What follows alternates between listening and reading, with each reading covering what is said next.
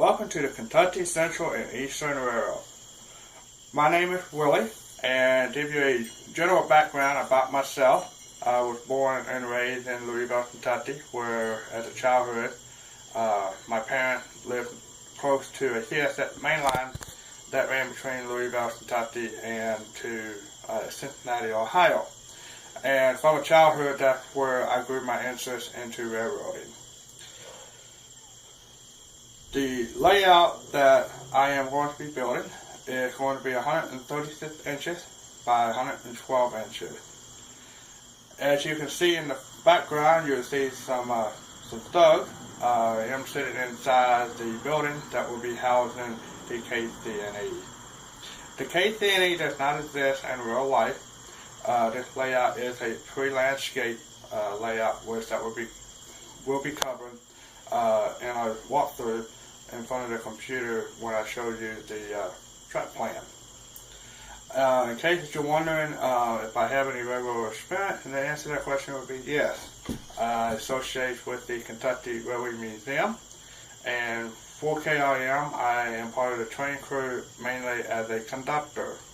However, I do some general maintenance on the equipment and the locomotive. To give you a general idea of how the Kc&E came about, which has been many years of planning. If I wanted to start a railroad, for example, I had always told my friends that, well, the name of my railroad would be the Kentucky Central and Eastern. And as I've been planning this layout, it had to have a name. And so that's how the Kc&E came about. So with that being said, with no further ado, let's hop in front of the computer and I'll give you a general walkthrough of what the track plan will look like. And after that, I would like to give three big shout out to the three individuals. And then after that, I will be showing you a short clip of what type of equipment that you will see that will be operating on the Kc&E. The two Bulletin Northern locomotive that you will see in the clip is a GP38 and a GP30.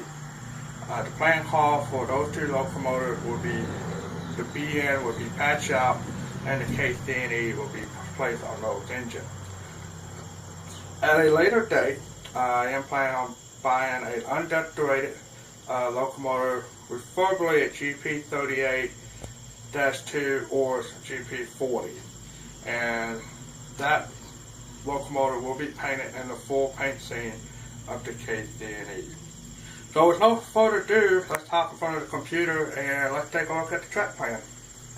And here's the track plan for the Kentucky Central and Eastern. This is not a real complicated layout, it's fairly simple. Again, this is a switching layout. It's a pre-landscape railroad, which does not exist in real life. And what I was trying to shoot for was to be a switching layout, but also had the flexibility for operational. Up on the top, up in here, this is the yard for the Kc&E, along with some industry over here. And down through here we have another industry as well as the town scene. And right down here we have a track that goes off to nowhere. The plan for that, mainly for up in here, we'll have a small gas plant which will be put in at a later date. But the option for that is to be able, when I'm not having an operating session, to be able just to remove that portion and be able to put it underneath the layout for safekeeping. This track down in here will basically be used for storage and whatnot. And we have two additional industry as well. And the track goes back to single through a wooded area across a small creek that goes into a pond. This stretch here is going to be a lift out, which more likely I will probably put that on a hinge. The dimension for that will be about 3 foot in length. and that would just give me the flexibility where I don't have to duck under in order to get in and out of the building. But there you go, there's the general walkthrough of the Kc&E layout. The software that I use is the AnyRail software. This is a really awesome program. Take a little bit to get used to, but once you figure it out, you can do wonder with it. And this is the track plan number 6. So again, like I said before, planning is everything. Take the time to plan. So when you have to get to the building, you will have a much more successful on building your layout. There are 3 phases to this build. Phase 1 is to build the bench work. And within that phase is to lay the main line down first. Excuse me. By doing that, I will be able to run train as I'm still building, and that basically helps to keep the interest and whatnot.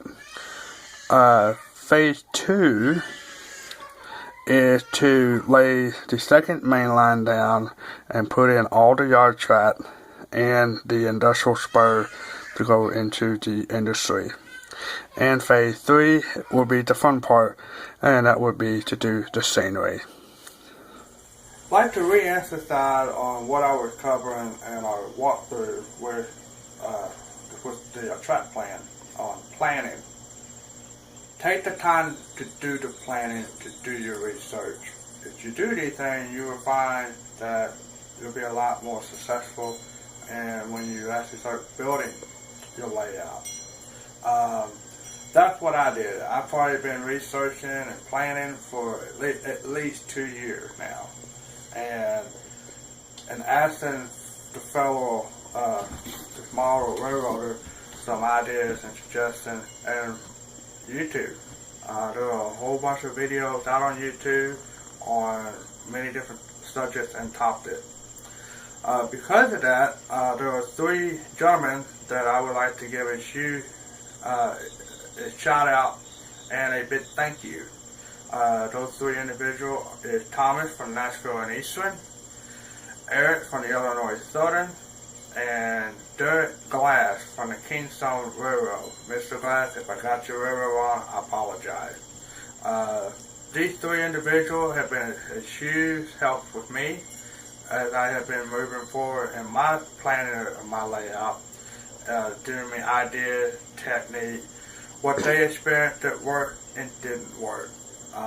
If you get a moment, I will post or put the link to their channel at the bottom of the stream, and you can just take a look at these 3 gentlemen's video, their channel, and and just check them out and see. Also to let you know that the plan on posting update layout video, I will be doing that as I move along in my build, in my process. I will be establishing a Facebook page for the Kentucky Central and Eastern Railroad, where it will help you fellas to be able to watch as I grow with the Kc&E. I will see you again in the near future.